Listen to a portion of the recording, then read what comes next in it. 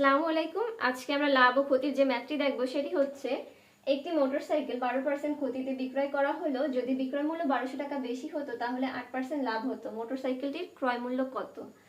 এখানে আমাদের প্রথমে 12% ক্ষতির কথা বলা আছে, তারপরে কি 8% লাভ।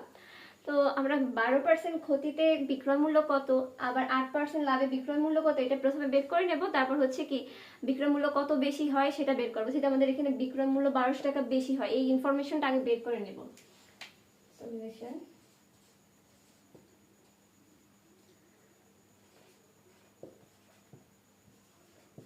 ক্রয় মূল্য 100 টাকা হলে 12% ক্ষতি, এটা নিয়ে এখন 12% ক্ষতিতে বিক্রয় মূল্য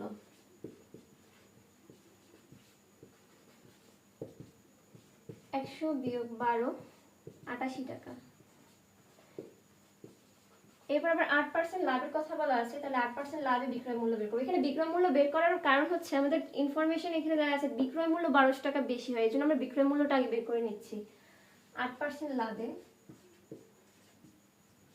বিক্রয় মূল্য 100 যোগ 8 108 টাকা। তো বিক্রয় মূল্য বেশি হয় এটা বলা আছে, এখন বিক্রয় মূল্য কত বেশি হয় সেটা বের করি। 100 যখন ক্রয় মূল্য 100 টাকা থাকে, বিক্রয় মূল্য বেশি হয়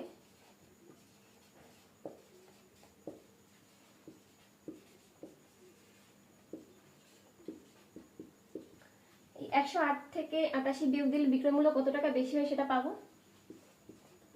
108 বিয়োগ 88 20 টাকা।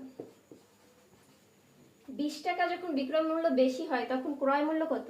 100 টাকা। যেহেতু আমাদের ক্রয় মূল্য চেয়েছে, ক্রয় মূল্যটাকে ডান পাশে রাখবো, ওইটি নিয়ে আমরা যেহেতু কাজ করে যাচ্ছি।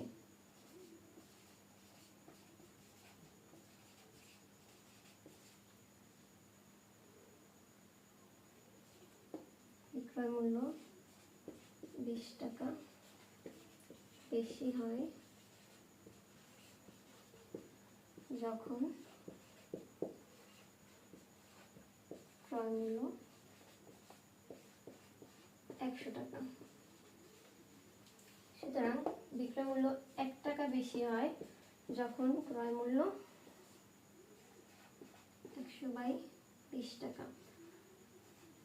আমাদের এখানে কত টাকা বেশি দেওয়া আছে? বিক্রয় মূল্য 1200 টাকা, তাহলে 1200 টাকাটা বের করবো। বিক্রয় মূল্য 1200 টাকা বেশি হয় যখন ক্রয় মূল্য 1200 উপরে গুণ দিতে হবে, নিচে 20 কাটাকাটি করা যায়,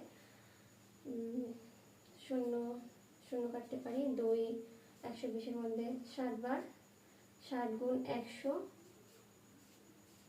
6000 টাকা।